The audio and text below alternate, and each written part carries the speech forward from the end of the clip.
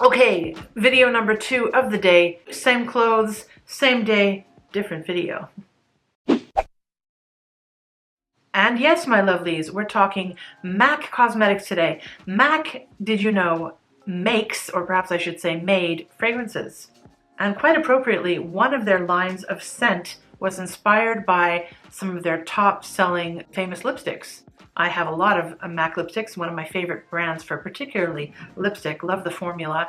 But scents, who would have thought? They're actually interesting. Scent Shades is the line. Each of them is inspired by a different lipstick shade. So stick around to know more. Now, it would appear that MAC Cosmetics no longer shares a large amount of fragrances, at least on its website. I just checked now, and the only fragrances I could find were Turquatic, a sea-inspired freshy scent, and just one of the 6 fragrances from the Shadescents collection they launched back in 2016. I purchased these Shadescents samples perhaps 3 years ago, and then tucked them in a drawer to subsequently forget about. And of course, now that they're no longer widely available, what the heck, let me talk about them so you can get excited and not be able to purchase them. But if you're a thrifter perfume consumer like I am, that might not be much of an issue, especially if you enjoy a good hunt. And usually these things can be had for a really good price.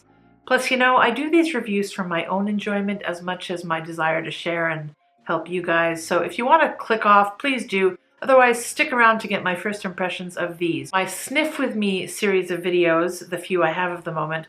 On these types of videos, I'll be doing only first impressions because there's so little liquid in these sample sizes for me to properly test either how they're going to develop over time or how they'll perform. So first, look at the packaging of these.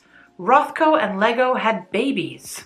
I don't know about you, but I'd prefer Rothko on my walls, Lego in the kids' room, and these fragrances in different bottles. I do appreciate the nod to Gucci's Rush, though I think Gucci did plastic minimalism better. I'm going to rip up my scent strips here so that I don't waste so much paper. Okay, Velvet Teddy is first. Tobacco Blossom, Ginger, Bergamot, Honey, Vanilla, Orchid, Mimosa, Tonka Bean, Musk, Papyrus. Oh yeah, okay, this is the Tobacco Vanilla dupe I'd heard about, guys. It's a very similar vibe. I get vanilla and leather with a large dollop of honey, lots of honey, and some spices, but not obviously ginger to my mind.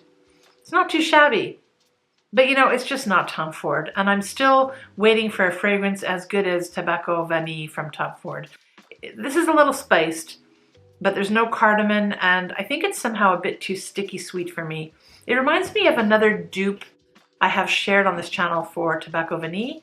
I think it's called Charuto. If this weren't discontinued, would I buy it?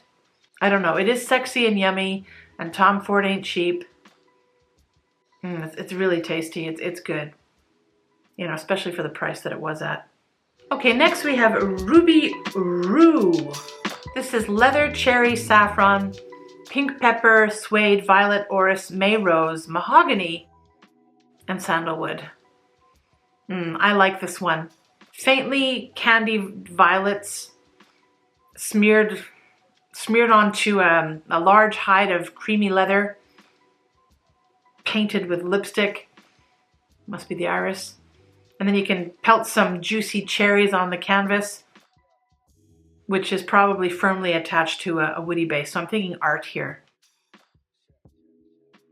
Yeah, it kind of reminds me a little bit of Cherry Punk, which is another scent I've reviewed a little on this channel. Not as good by far, but cherry and leather, you know? Come on, it's hard to go wrong there.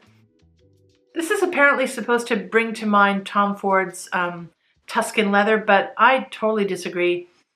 I can understand that thinking though, since it's kind of an aggressive, tough leather, but no, this is much gentler. And I love that cherry there. I like this one.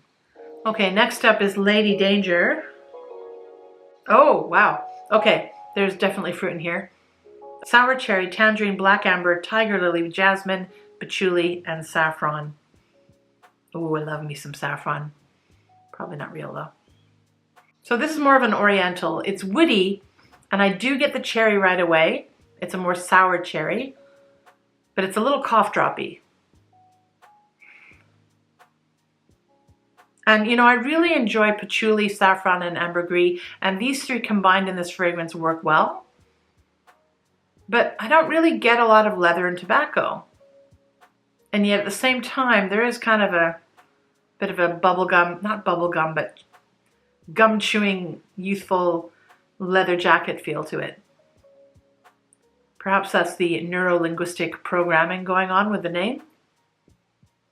But you know, I don't think I would wear this. It's got a bit of a morning after a night that went on for a little too long type of vibe and didn't end up as well as it could have.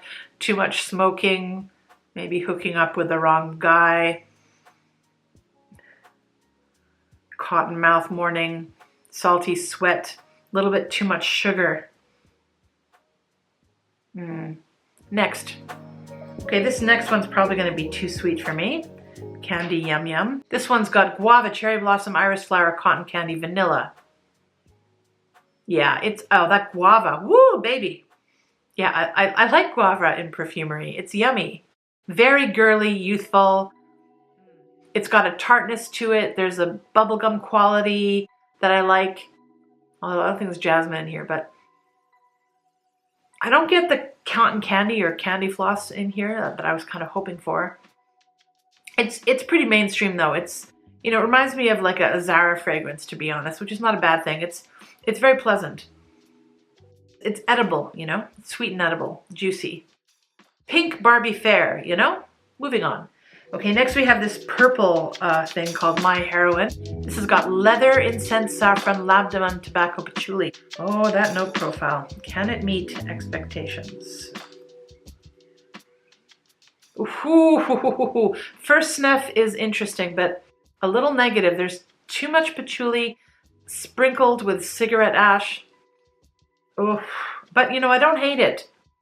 Some of you will though, and that's because the incensey smoky note in here, it's very dry and scratchy. It's like inhaling the tobacco smoke of somebody that's exhaled it, and then, I don't know, them putting your face in an ashtray.